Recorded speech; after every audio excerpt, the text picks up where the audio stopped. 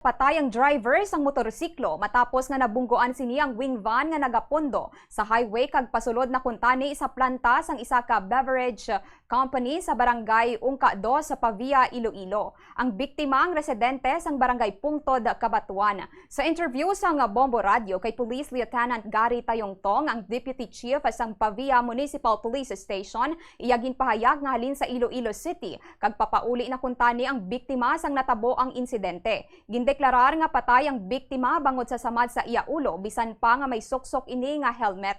Ginapahayag sang pulis nga naglampos ang ulo sini sa truck bangod madasig ang dalagan sang motor. Pahayag pa sang pulis nakainom sang makahulubog nga ilimnon ang biktima. Natabuan man suno sa iya nga nagahulat ang wing van sang turno sini nga makasulod sa planta. Nagistoryahanay na ang magtimba nga kampo. Sa inisyal nga impormasyon halin sa pulis, magabulig ang driver sang wing van sa pagpalubong sa driver sang motor.